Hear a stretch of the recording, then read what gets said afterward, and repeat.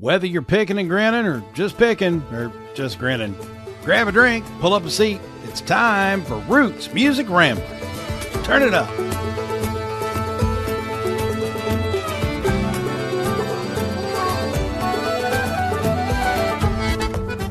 Here's the bad part of Bourbon and Beyond. Uh-oh, we're starting out with the bad news. My feet hurt like motherfuckers. I've never had a blister as big as the one on my left foot until I had a blister as big as the one on my right foot. And because of my favoriting my right foot a little bit, my right calf is made of concrete at the moment and hurts.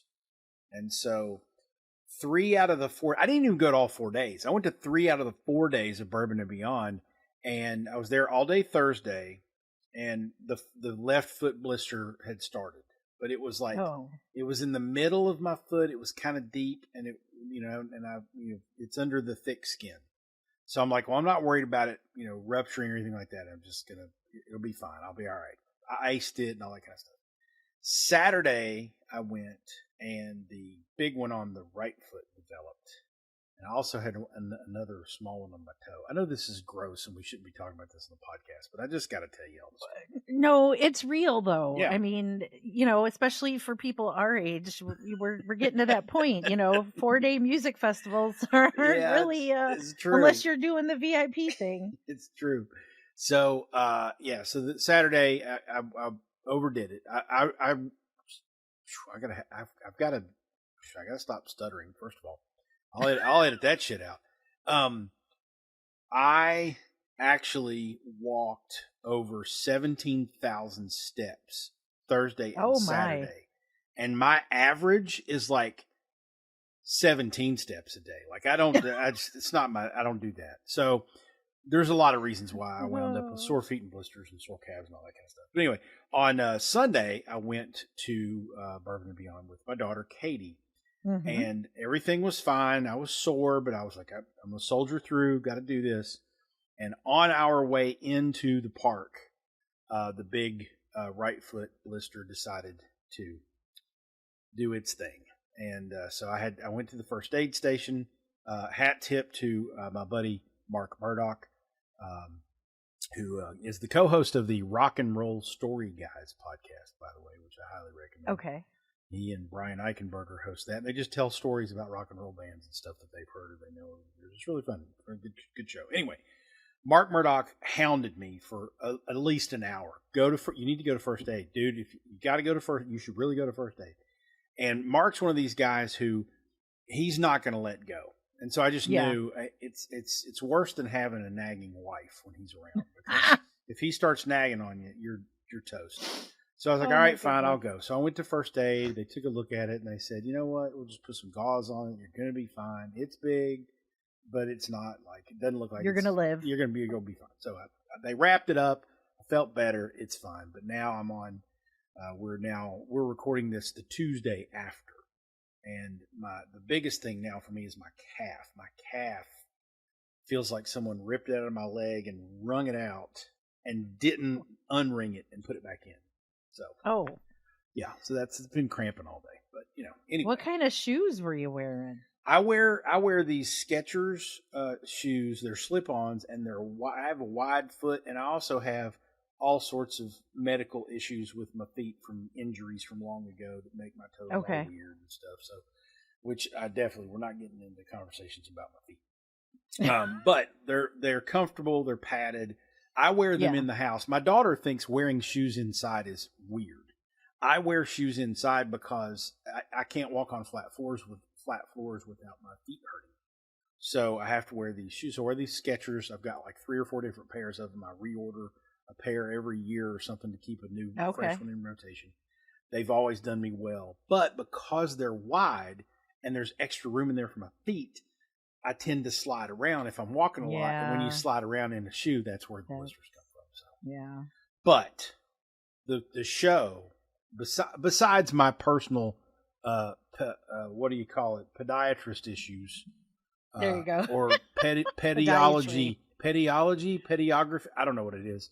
Podiatric. Yeah, podiatric issues. I think that's right, actually, podiatric. Despite my podiatric issues, if not, we just made up a word. The Bourbon and Beyond was absolutely fabulous. I mean, it was just it was a very interesting variety of acts. It was everything from Foreigner to the Wonder Women of Country, which were awesome, to Noah Kahan, to Megan Maroney, to Ringo Starr and his all-star band that was great. Included Steve Lukather from Toto and the guy Colin from Men at Work. Colin Hay? Yeah, Colin Hay from Men at Work is in the band. No way! Yeah, I heard Land Down Under. I heard Rosanna. I heard Yellow Submarine. I mean, Ringo's all-star band is literally that. It's an all-star band, and they play all the hits of all the people in the band. It was great. I didn't know Colin Hay was a part of that. We love Colin Hay here. We have his solo stuff. Well, it was great. And the one criticism, and this was actually brought to my attention by a person who I was just sitting and chatting with. I think her name is Mary Ann. I'm not great at remembering names. I remember her face, and I gave her my card, so she's going to email me. I think her name is Mary Ann, or maybe Mary Beth. Anyway, it was a Mary hyphenated something. She pointed out to me, and when she said this, I thought about it for a second. I was like, oh my God, you're right. The only criticism that I heard of the whole thing was, and this sucks because it's in Louisville, Kentucky, and it reflects poorly on us and me, I think, in a way. It was very, very, very Caucasian. There was not a lot of diversity in the acts. Miles Smith was one notable, and I believe he's British, but he is black. And so there were some members of some bands, obviously, that were people of color, but it was very lacking in diversity of the artists, which, they had a stage that was mostly bluegrass, and they had a day that was a lot of kind of country Americana stuff, which tends to lean a little bit more white than rock and other genres. But the more I thought about it and the more I looked at it, I'm like, you know what? She's right. This was not a very diverse Ross offering of acts. And so if I had one criticism, it certainly would be that. Okay. But it took someone pointing it out to me for me to notice, which I'm a little ashamed of. Yeah. But yeah, that would be the only criticism of it. And I think it could use more representation, certainly. But man, it was a good time. It really was a good time. Well, I'm glad to hear it. I'm glad to know that you're going to live, that your feet blisters aren't, like spreading or whatever, and that you still had a good time. And I get what you mean about the lineup not being diverse. That's I think that's a problem with a lot of festivals, particularly the ones that lean into the country and the alt country. And bluegrass and whatnot, those genres. I think they could use a little bit more representation, and so maybe we can, poke some people about that as we talk to them. Yeah. Of course, the next few months or whatever. And so I apologize to everyone listening and watching. I do not, under any circumstances. In fact, I'm thoroughly offended when people post feet pictures during the springtime, and it's almost beach season. Look at my feet by the pool. Feet are ugly no matter what. I don't care. Put something on those damn things. We don't need to see your feet pictures. And I shouldn't be talking about my feet on a podcast. Thank God I would never show you my feet. That's just wrong. So, but I apologize ahead of time at any rate. Welcome to Roots Music Rambler. She's Frank. And he's Falls. And we're rambling on through the stories behind the music we love and my feet. And Jason's feet. All right, but we're going to swerve now because today on the show, we're talking with some dear friends and one of my favorite local Chicago bands. That would be Sparkle Carcass. So it's an exciting time for the band. Their new album, Maraschino Chevy, is set to be released on October 17th. And it is the band's second record and the first since 2023. So from the first time you mentioned Sparkle Carcass, which was more than a year ago, I'm sure, I haven't found a better band name. It's certainly the most interesting one in all of music. Sparkle Carcass is made up of frontman and chief songwriter Cody Palmer, Reilly Downes, who is also a fantastic singer and songwriter in her own right, and also Cody's wife, Aaron Vincel on drums, and Justin Frederick. And Frank, how many times have you seen these guys, Frank? Oh, I don't know. I'm in the double digits, I think. Okay. All right. Yeah, we try to go see them whenever they play, so it's up there. Very good. It's up there. Yeah. And it's always a great time too. I mean, they live up to their description of Chicago dive bar country band. It's impossible to be at a Sparkle Carcass show and not feel like throwing back a few cold ones and dancing your ass off. And I may have done both. Maybe at the same time. I think you've reported that you've done that at Sparkle Carcass shows a few times. So, and they do describe themselves as a Chicago band, but they play all over. And in fact, the first time I listened to them, really spent some time with them, I could have sworn I was listening to a honky-tonk band from Austin, Texas. They don't sound like what I would say a Chicago band sounds like, although that's a really weird way to describe a band and their sound, because Chicago has such a diverse, music set up there. But where I know they're sitting out on a new fall tour to support this album. Where are they going?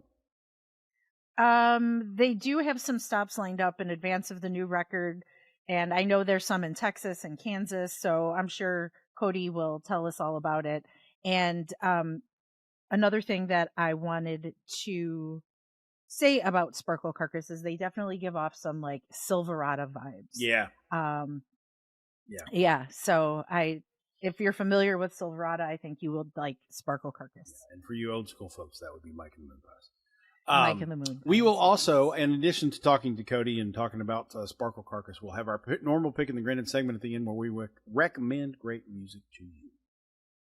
And I feel like I should go get a cold one myself right now. And I know you probably need a refill by now, too. Yeah, and I'm stuttering and stumbling my way through this. I think I'm just embarrassed about my feet, so I should probably just go have a drink and relax before we get Cody in. All right.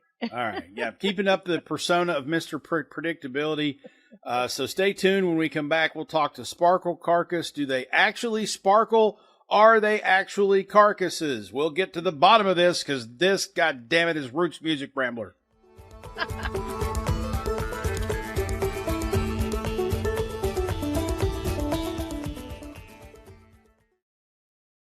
Finished training for the day? Time to fight post-workout fatigue with Core Power Protein Shakes. They're packed with 26 grams of high-quality protein to build muscle and electrolytes to help hydrate.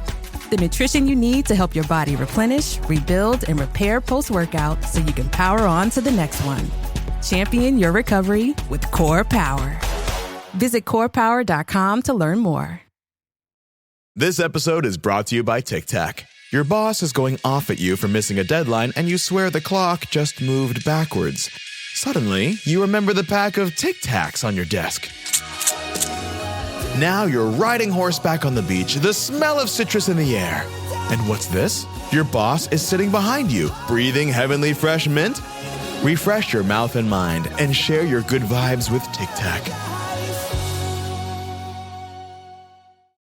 I would rather be sipping on a cool one, having me some good fun, soaking up the Texas sun. Living in bars while the women fast cars, don't care if nothing ever gets done. I would rather be sipping on a cool one, having me some good fun, soaking up the Texas sun. Living in bars while the women fast cars, don't care if nothing ever gets done. I live in my home and my southern life, dreaming of city lights. But I can't find a woman like a two-step darling and drift along Saturday night. Ain't nothing at all like I thought it would be. Never been so down in my life. Wanna home the blues and leaving tracks in my shoes, heading back towards Texas tonight. And I would rather be sitting on a cool one, giving me some good fun, soaking up the Texas sun.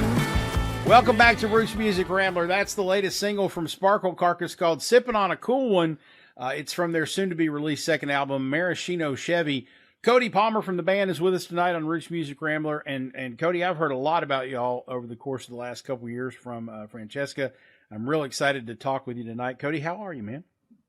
I'm doing good. Good. It's good to be here, and thanks for having me on. Glad to have you, man. Before we dig into what I'm not ashamed to admit is a dumb but obvious question, I want to know more about the single "Sippin' on a Cool One." That's a cover tune, right? Yeah, it's a funny one. So there's this guy here in Chicago, Lawrence Peters. He's a good buddy of mine, excellent bartender. He's also a great singer-songwriter, and he's a DJ. And he runs this Country Music My Way on Lumpin' Radio here in Chicago. And I used to work in shipping. This is probably 8 years ago. Okay. And I was listening to his radio show, and he played this song. He always plays so much good stuff, and I listened to it every week. And he played this song, and it was only 2 minutes long, and I was like, man, this is incredible. And so he posted up the radio show on a streaming site. I think it was Mixcloud or something. And on that site, because of the copyright stuff, they only let you listen to the stream like twice, I think, a week. Oh. So I streamed it, and I was like, I found it. This is so good. And I knew I only had one more left. So I just put my phone up to it, and I recorded it onto my phone. And I was trying to find the song later, because we could talk about this later too, but I've been a DJ for a really long time, and I was going to try to find that record. And I was looking all over the place for it. It wasn't on Discogs. I couldn't find anything about it when I was searching for it. I checked all the 45 forums I knew of, and I just could not find this song. And I went and I saw Lawrence at he works at this bar called Hideout here in Chicago. And I was saying, hey man, you got to give me that 45 so I can, I'll either buy it from you or just give it to me so I can rip a copy of it so I have the song. And he's like, man, I can't find it. Oh no. So I was like, well, okay. So I was like, we're gonna play this song. We got to play this song. And so I taught it to the band after I figured out how to play it and everything. And the lyrics on this single are my best guess at what they actually say in the song. Because again, there's no record of this song anywhere. Right. I just know, all I know is what Lawrence read off of the record when he played it on the show. Okay. And I'm if I remember correctly, he said it was 1977. Okay. And I remember him distinctly saying there wasn't a lot of great country music necessarily in 1977, but this record was good. Okay. There's this band called Rollin Country. All right. So if anybody knows Rollin Country, it seems to me like maybe East Texas, maybe Central Texas. Yeah. And I can only assume what the narrative in my mind that I've made up is that this was probably a band that played a lot of the honky-tonks, and they needed to have something recorded. Yeah. So they recorded this song. Maybe they wrote it. Maybe somebody else did. I don't know basically anything about this song. But I went ahead and recorded it, and that's the single because people have got to hear this song. Well, so. I love it. I mean, when I first heard it, I was like, oh, yeah, this is a Texas honky-tonk song. This is great. And kudos to you. I'm looking at it on Spotify right now, and you've got the composer as Rollin Country. So you've given him credit, regardless of we don't know who that is or anything like that. So we'll put out an APB here to our listeners and viewers. If you know a 1977 band by the name of Rollin Country that had a song called "Sippin' on a Cool One," we need to know who these people are. Yeah. I need to know really bad. I will tell you both. You both know Tom. As soon as he hears this, he's going to be like, challenge accepted. Yes. And he is going to go, he will find it for you, Cody.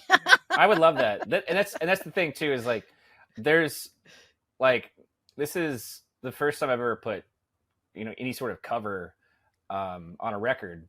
And it's truly one of those things where it's like, this is a song that needs to get heard. Mm-hmm. And if we can find out the source of this thing, let's give the people what they deserve, which is Rollin Country. Come on. Do it. Rollin Country, APB.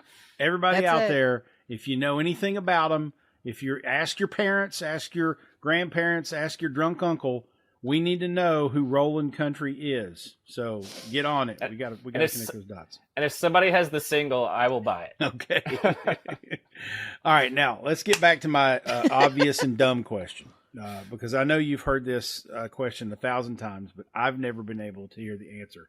How on God's green earth do you come up with a band name like Sparkle Carcass for a country honky-tonk band? Because when you say that phrase, I think heavy metal, and I think some of your graphics even kind of come across as heavy metal. And then I play something, and I'm like, "What's this? Something's weird. What's going on here? Where in the hell did you come up with Sparkle Carcass?" So, I used to carry before. I really bonded with my cell phone. I used to carry around a little pocket notebook in the front pocket of my jacket, and my songwriting style has always been just kind of gathering turns of phrase.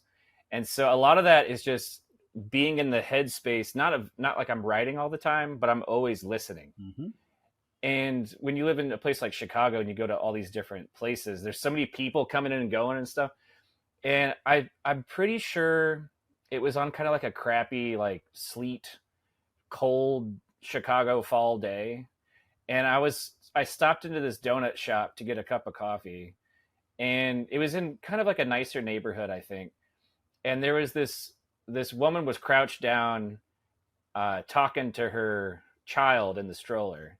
And, as people do the goo-goo talk thing, just making noises. And I'm over here kind of like thinking about whatever and like waiting for this paper cup of coffee to come out. And I'm like, did she just say Sparkle Carcass? And I'm like, okay. And I opened that notepad, I pulled it out, and I put the thing off of it, get the little pin out, and I wrote Sparkle Carcass and the Acid Cowboys in that notepad, which I don't know where that notepad is now. But I wrote that down, and I was like, that'd be like some really cool, like stoner, like country band thing. And of course, immediately I'm like, okay, and the Acid Cowboys, way too much. But what's really funny is I also play my wife, Reilly Downes. She's also in Sparkle Carcass. Yep. I play in her band as well, and her backing band is now called the Acid Cowboys. Very nice. And I told her, you could use that band name for your backing band as soon as I'm in the band. Because she hired Aaron Vinsel, who's also in Sparkle Carcass, to be her drummer. And I was like, okay, as soon as I'm in the band with Aaron and you, we can call us the Acid Cowboys. Very nice. And the last show before I joined the band, we were at Carol's Pub. Riley I think she had a single or a record or something had come out that she was celebrating. And I hear her on the mic say, and debuting the Acid Cowboys. And I was like, yes, you didn't wait. But then I'm now in the band, so it's fine. So not only did I get Sparkle Carcass, but I got both of those. Very nice. From that one situation. Well done. And it's been paying dividends, That's wonderful. I wonder if the mom who was leaning into her stroller talking to her child is going to hear this, and she's going to be like, wait a second. I deserve some royalties here. I'm sure she remembers exactly where she was when I misheard her say that. Yes, and when you were waiting for your paper cup of coffee. Yeah. Oh, my goodness. So that's when Sparkle Carcass and the Acid Cowboys both were born. That is awesome. That's my first time hearing that story. And another thing, Cody, we go back a couple of years now, but I feel like I never learned your origin story. We know you're based in Chicago, but where were you brought up? Where are your roots? How did that place or those places shape you as a person and an artist? Well, so I was born and raised in Jasper, Indiana, which is down southwestern Indiana. I must have been like a 30-minute drive from Kentucky, and maybe like a 45-minute drive from Illinois. So like way down in there. In my mom's side, those grandparents lived in Western Kentucky. So I'd spend a lot of time in the summers, especially in Western Kentucky, all the holidays. when I got big enough that I could sling a bale of hay, that's what I would do. And I'd get hay fever and it'd be hilarious.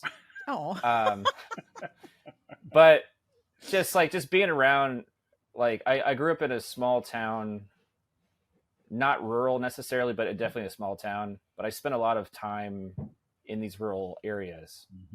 Mm-hmm. Like the closest shopping mall, I think, was Evansville, Indiana. And that's where we would drive like an hour, I think, to go do our like back to school shopping and stuff. Oh, wow. And so I'm living in this small town. And if you've ever been to Southern Indiana, you know, it's just like hills and trees everywhere. And it's such a funny place to like never see the horizon. It's always trees. And when in high school, like I'd sneak up to the top of this fire tower in the Ferdinand National Forest. And it's like in The Hobbit. There's this scene where Bilbo climbs the tree and he like looks out and all he sees is trees. And that's what being on top of a fire tower in Southern Indiana is like. It's just, you see water towers and you see trees. And then you know it's Santa Claus, Indiana over there, because you can see that one roller coaster. Yeah. Now there's more roller coasters there now, but at the time it was like maybe a water slide and a roller coaster. But so that's like the environment I grew up in. And my mom is a pianist, and she's one of those people that I love my mom to death. She has this mind on her that is so funny to me, because she and my grandma both can just count cards like without even thinking about it. And my mom is this pianist that you put like a hymnal in front of her and she can just play whatever. And so growing up, you know, my family is Baptist. So we're Southern Baptist, but we'll go to the First Baptist church because that's all there is. And it's just down the street from the house. There you go. So we'd walk to church on Sunday. She'd play piano. I'd sit in the second pew. And that was my first start, you know. And, you know, my dad was a huge Garth Brooks fan growing up. But when you're in a small town like that, you hear what's on the radio, which is in Southern Indiana, it was like 7 country stations. Yeah. So you hear like everything. Yeah. Everything like, I'd say like 87 through like 95 country music was just played until like 2005, just endlessly. And so I have that, and I have this church Baptist thing. And then you have the people sleep on this stuff. Like Disney's Robin Hood. Like I'm like 4 or 5 years old and I hear country music on that soundtrack. And not to forget other things besides country music, I hear the Vince Guaraldi trio on all those Snoopy cartoons playing this amazing jazz. Yeah. And it's like I have a mixture of these things. I go when I'm vaguely old enough, my mom drops me off at the skate rink, the Skate Palace. Yes. And they're playing jock jams and jock rock cassettes on the sound system. So I was listening to like Louie Louie and the Jackson 5 and Aretha Franklin, and then like Quad City DJs and like, you know, like, or like Pump Up the Jam and Queen and all this, like all these stadium bangers like on cassette. So this is kind of like the soup that was like my foundation. And I remember I had this Crayola Walkman, and when I was still young enough where I wasn't quite in school yet, I remember going to the garden center and just like dancing to Jackson 5 and singing out loud with my headphones on. And my mom was like, "Stop that. Everyone can hear you." I can see little Cody rocking out with the Crayola Walkman. Yeah. That's awesome. So how does all that come together to form Chicago Dive Bar Country? Because, you know, there's some dive bar type bands that fall into that 80s, 90s country mix, but that you didn't call anything out and say, "Oh, I listened to was Mickey Gilley and Charlie Daniels Band for 10 years, you know. So how does that come? Those are strange bedfellows. So I'm thinking whatever happened to make that happen has to like reek of old style. Well, I'm more of a Schlitz man myself, but I mean, I got so growing up, I played piano, and then I picked up because my mom, obviously, and then I was like, I'm gonna get away from her. I'm gonna do something different. I'm gonna play the violin, and I did for a while, several years, and then she was like, I'm gonna do that too, and I was like, okay, and then she got better than me after several more years. I was like, okay, I got to do something different. So I started playing the drums. I got into middle school. I started playing the drums. She did not follow me into the drums. So when I get to college, I went to school at Purdue University in Indiana. And when I was there, I immediately was like, okay, rock and roll bands, let's go. And so I think like the Black Keys were a big thing at the time. So the first band I did was with this guy John Dvorak. We did like a blues rock thing, and we just play like keggers on the roofs of like different places. There's this, yeah. So that lasted for however long it did, and then I got asked to be in this band, Dirty Rotten Sunshine. Good name. Yeah, and that was very much like. I think that first year, so that same rooftop we'd play on was this place called Vaughn's. And it was just kind of like a weirdo shop where they'd sell all kinds of stuff, including records. And I went in there one day, and I'm not a songwriter yet. I don't even know how to play the guitar. I'm just a drummer, music fan. And I found this CD, and it was like the Nirvana of country. If Nirvana made country music, this sticker on the CD, and it was Whiskey Town. Yeah, there you go. And I was like, okay, this is pretty. I got it for my dad. I didn't even listen to it. I bought it for my dad for Christmas or something. And I'm pretty sure it was that same trip I went home, and my mom was sick in bed. And I went in there to just like lay down on the bed next to her just to keep her company. And Austin City Limits was on, and Wilco was playing Sky Blue Sky.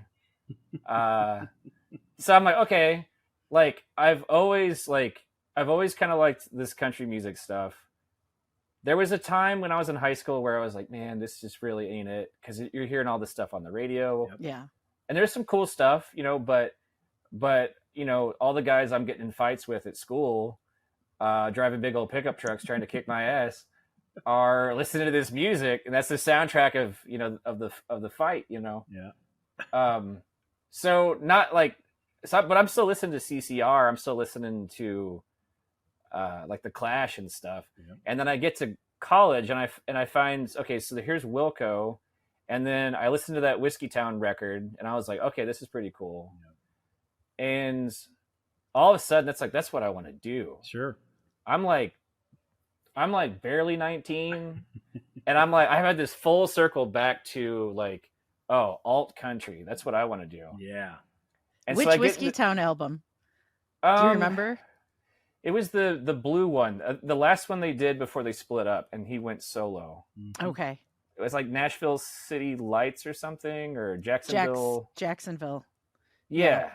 Because like the first record was really good too. I obviously went and listened to that later, but that blue one with like the stars on it, and it had that sticker on the plastic that was like if Nirvana made country music or something like that. It's I never saw that. Pneumonia. The album. Okay. That's it. And that's such a good record. It had Jacksonville Skyline on it. That's it. Jacksonville Skyline. Yes. That's what it is. Yeah, I did not prepare any of this. This is just super off the cuff. But it's funny because that Dirty Rotten Sunshine, that band that I was playing the drums in, we're playing all these like basement shows, and we're playing with all these bands that would get famous and play when Letterman still existed. We'd play with them in a basement, and then like a couple weeks later they'd be on Letterman or something. We play with but we're down there, and we're playing all this stuff, and I'm like, I mean, I'm a drummer. I can't make this country music, but the guy that was writing the songs, Brian O'Malley, he also liked Wilco and Whiskey Town and all this stuff, but he also liked Pavement, and we both liked the Replacements and Bruce Springsteen, and then he went more like as the band was kind of disintegrating after a few years, he was going more like the Smiths, which I also appreciated, but I was like, no, like I want to do something the other direction. Nice. Wow. But that's, yeah. Well, it doesn't surprise me at all to hear that, at least the time that you were, sort of coming into your own as a musician and discovering all this, that you were a byproduct of the alt country movement, because that certainly sounds like your music now sounds like, yeah, there's some tie in there. There's a little bit more Texas honky-tonk in you guys than I would say alt country, but at the same time, it's all sort of, it's a nice weave. It's a nice mix. It's good stuff. With that, let's take a break. And because everybody's now inspired to go have an old style or a Schlitz, maybe get more bourbon, who knows? But since we're talking about Chicago, let's go to break with Windy City from Sparkle Carcass. When we come back, we'll talk a bit more with Cody about the new album and upcoming shows. Stay tuned. This is Roots Music Rambler.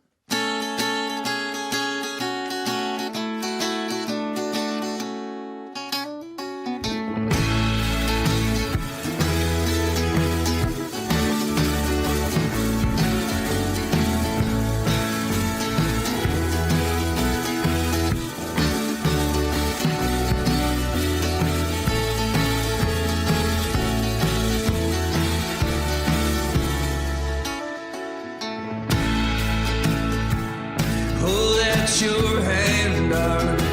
I wanna hold it through the years, through the breezy night and the tears as they shine. The all-new 2026 Hyundai Palisade Hybrid doesn't just turn heads. It commands respect.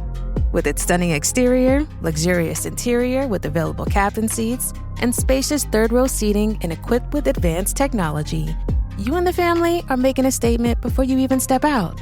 Okay, Hyundai. Visit HyundaiUSA.com to learn more and experience the all-new 2026 Palisade Hybrid today.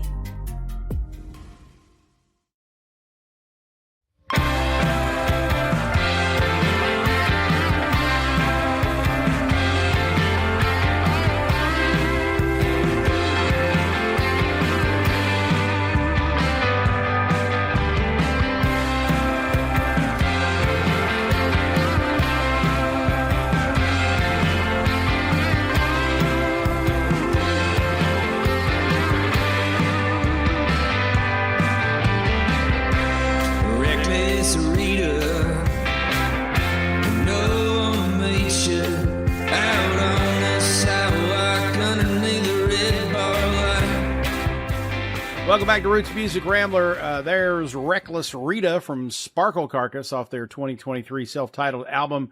We're here talking with Cody Palmer from the band. Their new album, Maraschino Chevy, is set to be released on October 17th. So, Cody, what can you tell us about your songwriting process, as well as the journey to making this record and getting ready to go out and distribute it to the masses? So, okay, songwriting process. I kind of alluded to this when we were talking about the name of the band. I used to just keep this notebook in my pocket and I would write down turns of phrase. Because my thing is, if I can come up with a funny turn of phrase or something interesting, and then I can somehow write a melody for a verse and a chorus, and then I can play the guitar over that. Now that I stopped using the notepad, I got the phone. Right. And so I'll just, like, wherever I am, I'll just record a cappella a minute. Yep. And if I can get a minute in the phone in one shot, then I'm like, okay, cool. And then that goes into the bank, right? And then whenever it's time to sit down and write, or whenever I feel inspired, that's the well I can draw from. Nice. So sometimes I'll just spontaneity happens, and I just something happens. as an example, there's the opening track on the new record, Texarkana Moonlight. My wife, Reilly Downes, and I, we were driving back from Texas. I think it must have been 3 years ago, maybe. We're driving back through, we're about to hit the border. It's middle of the night, big old moon. And I was just like, man, that Texarkana Moonlight. And I'm like, that's a song title. Okay. And then Reilly immediately was like, I'm going to write that song. And I'm like, you are, huh? That's a really good song title though. I don't know. And then we get back home and it's been probably week and a half, 2 weeks. And I walk in the house, Reilly's in here, and I'm like, I'm gonna write that. I want that title. I'm gonna write that song. And she's like, what? That's such a good. I was gonna write that song, and I'm like, well, I'm gonna write that song. And so I sat down at the coffee table with a yellow engineer pad, and in about 15 minutes, I had written all the lyrics, and I had the whole like arrangement, and like I don't know how to play the pedal steel, but I could, or bass very well, really. But I play most things a little bit. And so I would just, when we went to rehearsal that next week, I just like kind of sang what I wanted each part to do to each player. And I don't always write all the parts. I definitely didn't actually write those parts, but that was like a full, like everything that's here. Like it just like, yeah. So that's a couple of things that I do. Sometimes I do the Beatles thing where you just kind of like sing a melody with no lyrics and just try to make something. Sometimes I sit for hours and nothing comes out. And I tell the story live sometimes. I just like, I get frustrated.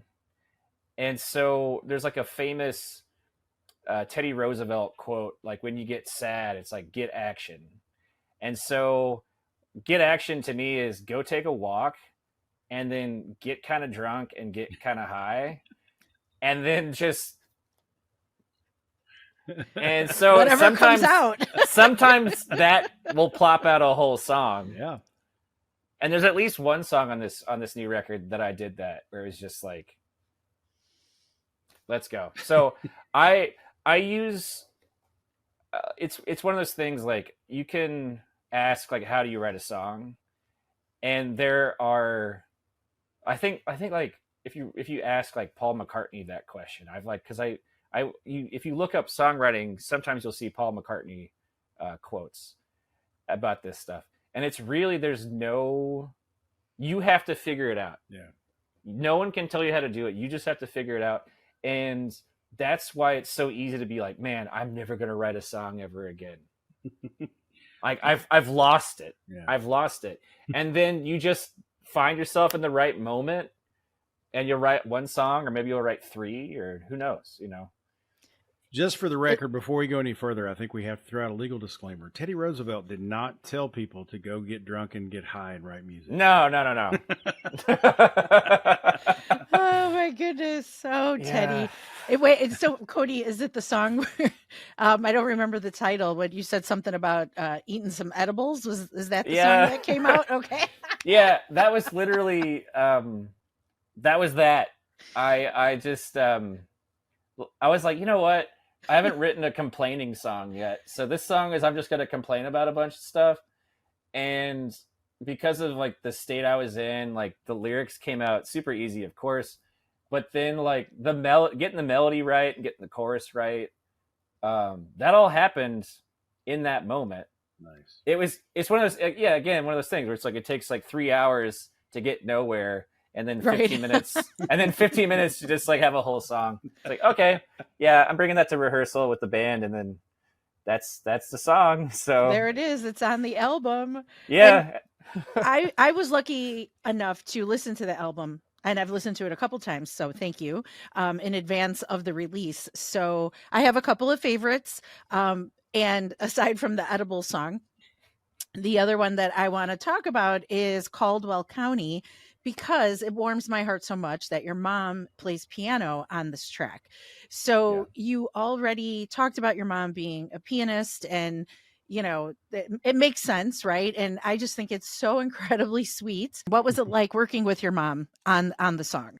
It's kind of funny because I do love my mom very much, and I feel like a lot of my time being her student coming up, it felt kind of adversarial in a lot of ways.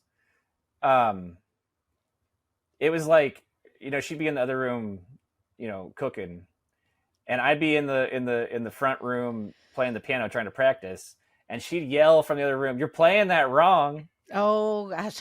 and I'm like, "Mom, let me learn." And she's like, "No, if you're practicing it wrong, you're going to learn it wrong." So it was very much this like, I don't know if she remembers doing this, or she might listen to this. I don't know, but it's just so funny, like, because we had this kind of thing, this headbutting that would happen. Okay. But she always would tell, like, she always loved playing music, and she and I really bonded over that, because everybody in my family plays an instrument, or they did in marching band, or they did in something or other. But my mom and I were really the two that it's like, people say, like, don't you just love playing music? And I do, but it's more so a bodily function that I can't not do it. Okay. Like, I would be depressed. Like, I would be very depressed, and I don't know what I would do with myself. It's very much a thing that I was always going to do. Yeah. And she's like that too. And so she plays in church every Sunday, and because she's so good at what she does, and she's such a good sight reader, that if someone's trying to do an ensemble performance and they need a piano player to, like, back up a soloist or something, for the most complicated stuff, they call her. Oh. And she always said, it's so great playing this stuff, but I wish I could have written something, Interesting. And so that always stuck in my mind to just do the thing. So yeah, she didn't show by example writing songs necessarily, but I wanted to do that thing. And so I've kind of said to some friends before, and I think my mom maybe once, that, like, the way Joni Mitchell arpeggiates her chords on that Blue record, to me, very much sounds like how my mom arpeggiates when she's playing. Her right hand, I think. And so hearing that, and when I wrote this song, when I wrote Caldwell, it was the only song I wrote during the pandemic. Okay. I was having I lived alone at the time in a 1-bedroom garden unit. And the pandemic started, and then all of a sudden there was just no cars on the street, no people anywhere. But I live by the Chicago River, so I'd go over there and take walks, and I drink a little bit too much, kind of every single day. But who didn't? Truly. What else was there to do?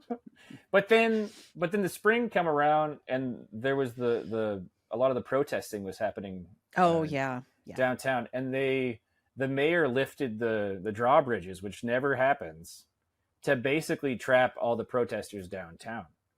And there was a lot of fear about what's going to happen, and obviously, a lot of protesters were getting hit with rubber bullets and things, and it was just a really tough time. And you feel isolated because of the pandemic and because of the living situation and all this stuff happening. And my mom called, and we talked for like a half hour about just all this stuff that was going on. And she was like, my parents are both, fairly conservative. And my mom was just very curious, like, so I see the protests are happening. I'm just, why are people so angry? And, like, I just want to know, like, I'm really curious. And so she and I talked about some real stuff for not even for like an hour. It was like a half hour. Yeah. And it was such an important thing. And then that night I wrote 4.5 minutes. And I write a minute. That's what I write. I write a minute and then I extrapolate, right?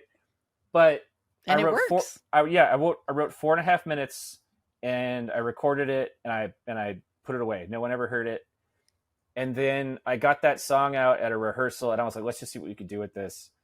And I want to do like a soul thing with it. I want to do like a dark end of the street. Like I want to blow this thing out. And then also like Joe Cocker and and like Van Morrison. Like I want to do this thing. And so we kind of blew it out and it turned into like 8.5 minutes or something really long, which is like, okay. And so all of these different disparate pieces here to basically be like, when we're going to go record it, I'm like, my mom inspired this song so much, but then like also her specific piano style, I wanted to record.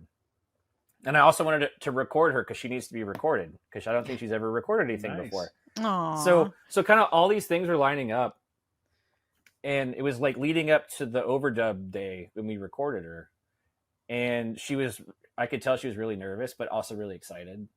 And she's like, "Can you give me some notes or like anything?" And I'm like, "Mom, no, you just you approach it the way that you would approach it because I already know what you're going to do, and it's the right thing." Wow. And so that day, my dad came up too, and he sat on this couch, and I did a couple of vocal takes that day, and my mom, she just sat there at this, I think it was like a Yamaha grand piano or something, and she just played the parts and knocked them out in like 1 or 2 takes, and that's what's on the record. So go Mom. It's lovely. It really is. It really is. I really enjoyed that. And then Julie plays on that track as well, right? Julie Nichols. Yeah. I met her through playing with Nathan Graham when I was in his band. And she's incredible player. And she ripped the organ part on that song as well. Very cool. And love to have her on the record too. Yeah. She's great. I love seeing her live. So when the album does come out, you all hear Caldwell County, all of this information is going to come back to you. And I think it'll really enhance the experience knowing all of that backstory. Yeah. Because it really is. Yeah, it's good stuff. So I want to go from your mom to at least one of the other women in your life, your wife, Reilly. You mentioned you're in her band too. I'm curious, how do you balance the commitment to one band versus the other, the ideas, the songs, which one gets priority and so on? Because I would imagine that's a very unique and unusual set of stressors on a relationship. Yeah, it's hilarious actually, because you would think it'd be really difficult, right? But it is difficult, but it's not at the same time. It's both. They're in parallel, right? Okay. So I'm super lucky because we from the beginning that we ever met, we have been incredibly transparent and upfront and get everything on the table type of relationship. And what's really cool is because Sparkle Carcass is it's very much a band. And yet, like, I kind of write everything, and I kind of do all the I either do the designs or I hire somebody to do the designs or whatever. And so Sparkle Carcass is very much like I write the stuff, and then I have this beautiful, amazing band that plays with me. And Reilly, the same way, she writes her stuff, and like that's the thing, And so what's great about it is that they're so compartmental that it's like, this is how this happens, and we've tried to collaborate, and in some cases with her songs, I'm able to it's very much her song, but I can help her like frame things a certain way. Mm-hmm. It's less like I'm writing and I'm like a co-producer. There you go. Okay. To a degree. But what's really cool is we have this agreement where we're not going to ever tour both bands at the same time. That's smart. It's probably a good idea. Yeah, because we have like the two of us, and then Aaron Vinsel, our drummer. He was my best friend first, I gotta say, and then she's like, "No, he's my best friend." And I'm like, "Okay, we all have best friends now." So, and then and Aaron's wife Katie is also a very close friend of ours. So the four of us kind of do a lot of stuff all the time. But what's really cool is we always have these three of us in both bands, and then in her band it's Alex Piazza on bass. In Sparkle Carcass it's Justin Frederick, and we have like kind of rotating different lead players and stuff. But it's cool because we kind of do this thing where we're always kind of playing together. We're literally always playing together. But when we tour, we like to keep the focus on one or the other. Right. And whoever's band is playing, they're the star. Yeah.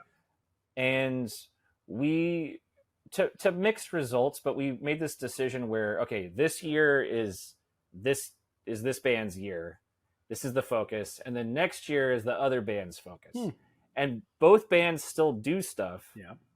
Obviously. But it's like, okay, this year is my year to go to South by Southwest. Gotcha. And the other band books around that. Whereas this year, or this coming year, we're going to go down there. It'll be Reilly's year. And then I'll be the one sneaking off with the band. It's me sneaking off, but I'm also taking the band with me. Yeah. And we'll go play like the Sagebrush or some honky-tonk in the hill country or something Nice. between Reilly's stuff. So cool. it's a funny situation, but we make it work, and we're like bonded at the hip a lot of the time, for better or for worse. Sure. But in my opinion, for the better. And I think we're really lucky to have this relationship that we have. Very cool. And as someone who knows both of you and has seen both bands, separately, I feel like it doesn't seem like there's any sort of like tension or anything like that. I think given the situation, you guys are handling it very, very well. So I am grateful that both bands exist because I enjoy both. So earlier, or in our intro, before we started chatting with you, I mentioned that soon Sparkle Carcass is going to be hitting the road. So you've got some tour dates lined up. So where are y'all headed? So we're heading out, I think, on October 2nd. Yeah, October 2nd. And we're going to be going down, we're doing Kansas City. And on the way back up, we're doing Tulsa. Oh, nice. But our goal is to go to Texas and just play a whole bunch. Okay. I have this really hilarious thing that I do where I always play Austin during a major music festival. So this time on accident, it just worked out that we're down there for Austin City Limits Fest, which we're not actually playing because I never submit for these things in time. That's me. I'm a really good business person, So we're gonna play like Pootie's in Spicewood, Texas, in the Hill Country. We'll play Lonesome Rose in San Antonio, Dan Electro's in Houston. Probably some other places too. Okay. I would All imagine. right. So a bunch in Texas. Yeah, basically just stuff south of Waco. Nice. So yeah, it'll be our, I think, third time down there. Okay. But Reilly's grandfather lives in South Austin. Okay. So it's also a great excuse to go visit him. Of course. That's very helpful. Good stuff. Well, where, if people want to know where all you're going to be specifically, where can they go on their interwebs to find out more about the Sparkle Carcasses? So you can check us out at sparklecarcass.com. I try to update that when I can. We're also, the only social media that we really use is Instagram, which is at Sparkle Carcass. And then you can listen to the tunes on your favorite streaming service or on YouTube. Very good. Well, Cody, we're extremely excited for the album. We'll make sure that there's links to all that good stuff included in the show notes. Hopefully y'all will be swinging through Louisville soon. I still have not seen you live and would love to do that, of course. I know Frank gets to see you guys live all the time, but really appreciate your time. Thanks for hanging out with us and filling us in on all the sparkles and all the carcasses. Thank you for having me.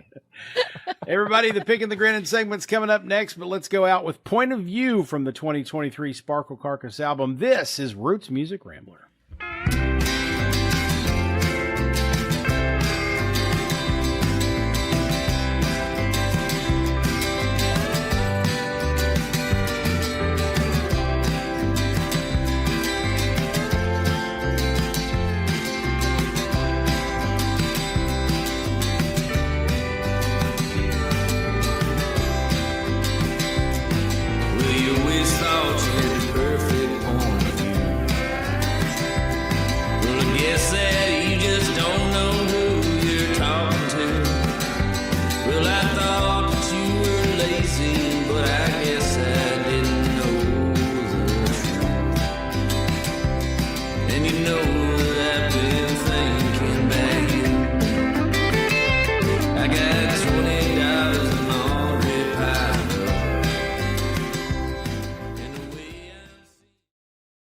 Tito's Handmade Vodka is America's favorite vodka for a reason.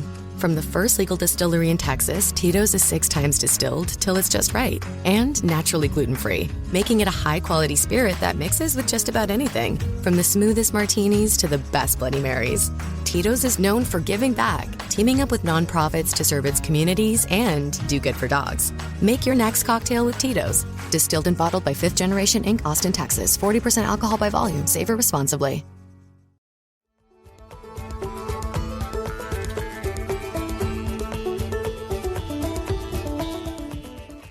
Welcome back to Roots Music Rambler. I cannot wait to see Sparkle Carcass play live. And I really, they're so much fun. They are. And this Sippin' on a Cool One, the cover song that we played at the top, it's a really good song. So, I mean, he obviously heard something in that 1977 recording played off a 45 on some random radio show that his friend did by Rollin Country. And I do want to help. I mean, I really and truly want us to figure out who Rollin Country is and connect him with them. I just think that would be a fun task. So get Tom on that.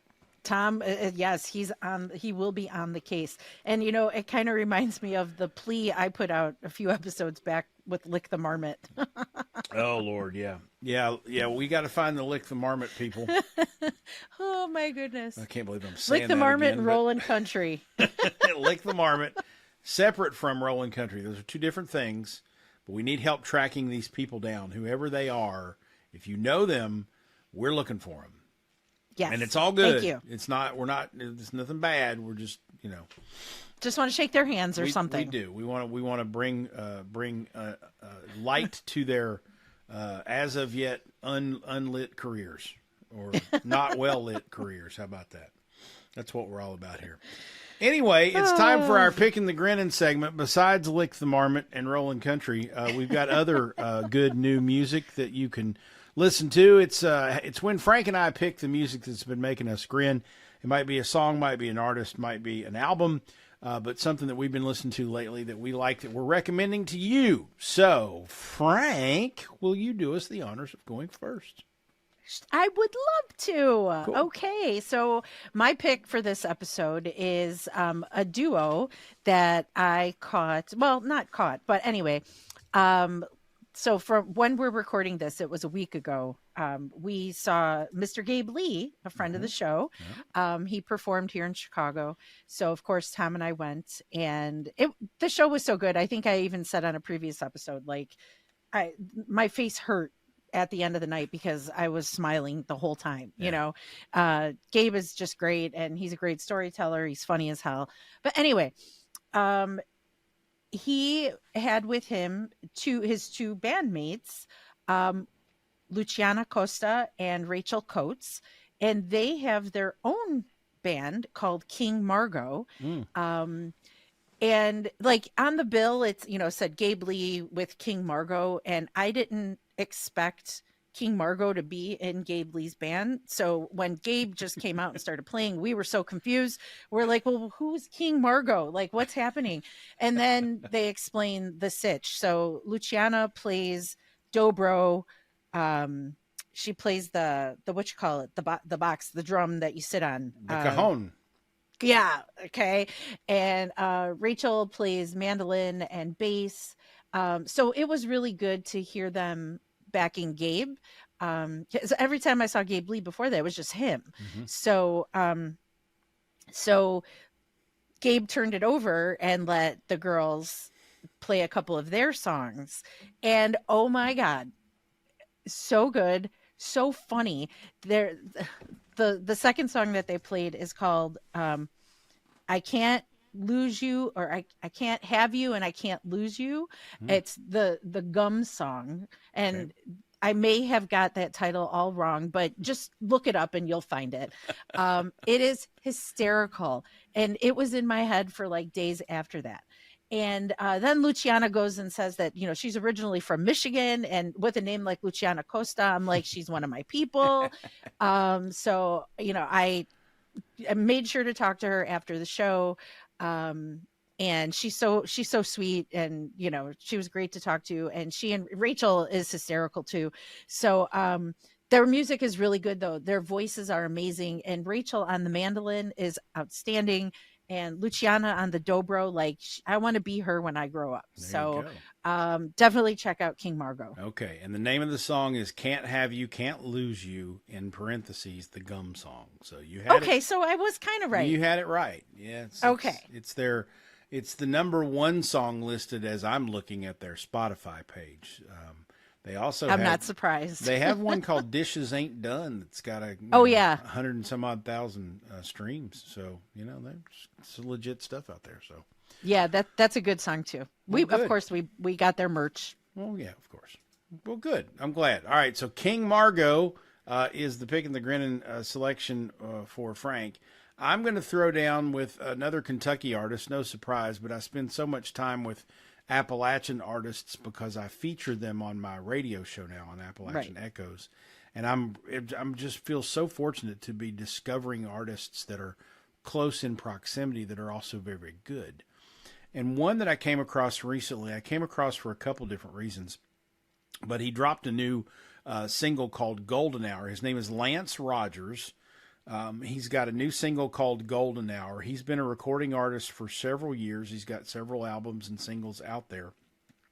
He's a singer-songwriter from here in the Bluegrass State in Kentucky.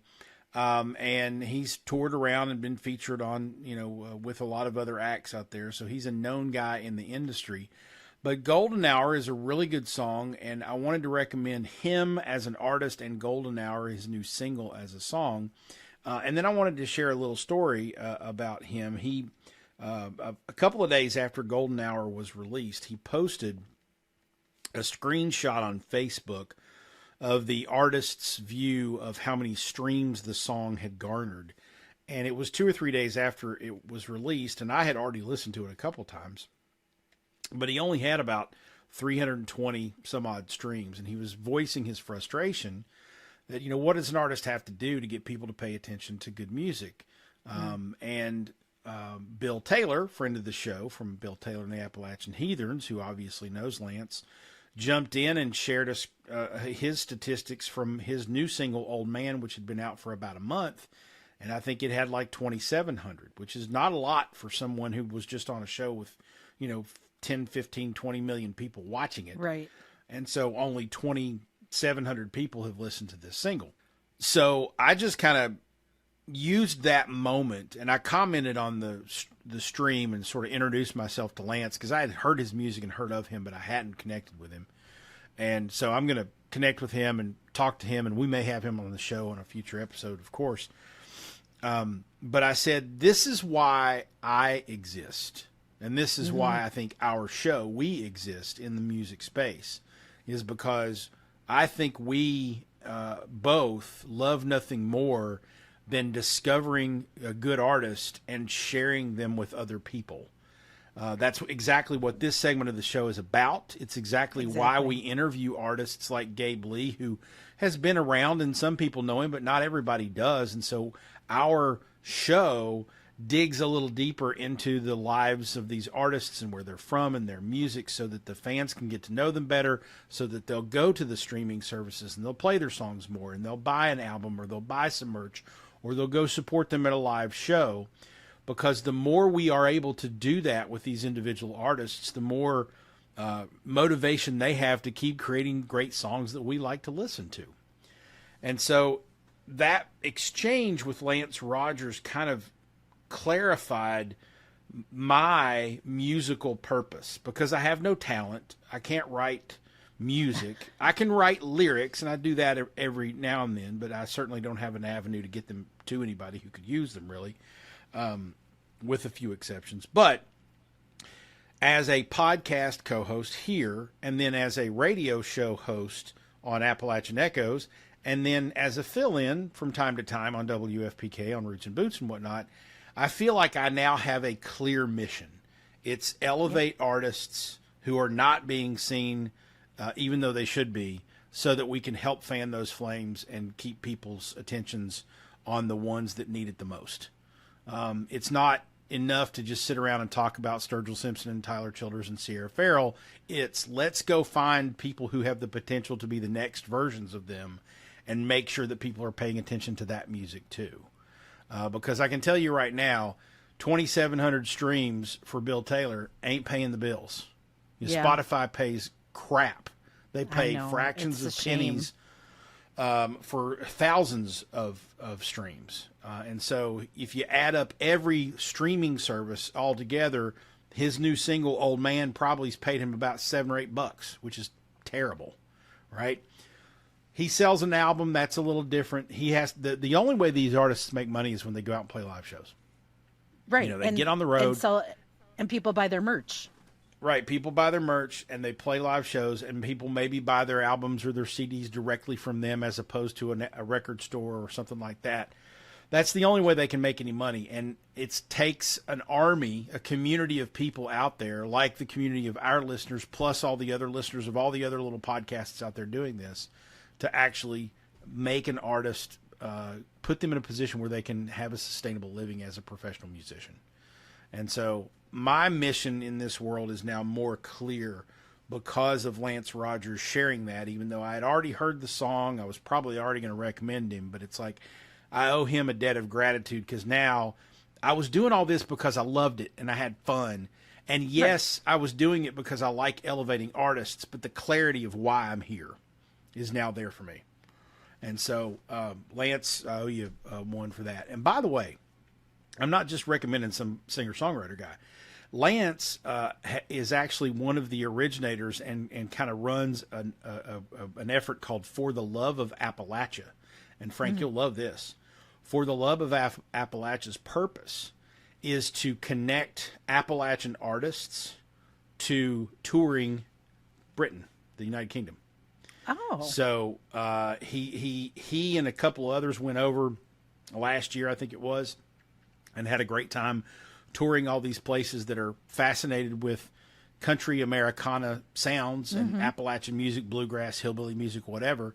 And it's a growing sort of population there in the UK. In fact, we've got a future guest coming on who works in the UK and focuses on Americana and country music, who's going to talk to us about that. But he went over and did that trip, and so now I know Cody Meese and Joe. For some reason, I'm blanking on Joe's last name. They just got back from their tour of the United Kingdom, which was organized by For the Love of Appalachia. So we'll make sure there's links to For the Love of Appalachia in the show notes, so you can go check that out. They have a GoFundMe to raise money to send people over there, because it's certainly not cheap to do that. And so we would love for people to support that as well. So Lance is out there doing it for other artists, and so I feel really good about doing it for him too. So go check out Lance Rogers. We'll make links to the Spotify's there. The new single's called Golden Hour, and I hope you guys enjoy it. I know I do. I've played it, several times today even. So that's my pick and the grinning. There you go. Very nice. That's very cool. Yeah. So, and I'm just really, I'm glad I now have a little bit more clarity. The purpose was there for me. Yeah. I couldn't articulate it. Now I can articulate it. Say, I'm here to elevate artists that aren't getting seen by others the way they should be. And that's why I'm here. And I will be happy with that purpose, because I feel like that's noble, and I feel like it's going to make the music industry and fans having access to good music better. So And who'd have thunk it when we started this little podcast that it would turn out to be like your purpose, your mission, you know? Yeah. I mean, I was listening to Can I Take My Hounds to Heaven on the shitter and said, hey, I'd like to talk about this with Francesca on a podcast. And look at us now, 50-some episodes in. Yeah. Unfortunately, I need to go to the bathroom, so we need to wrap this up. Roots Music Rambler is a production of Falls and Partners, copyright 2025. Our theme music is Sheepskin and Beeswax by Genta Coram. Join us online at rootsmusicrambler.com or our YouTube channel. We're all video now, so you can go to YouTube and look for Roots Music Rambler. And make sure you mash that subscribe or follow button so you remember to join us for the next Hoedown and Throwdown. She's Frank. And he's Falls. And whatever you do, kids, ramble on.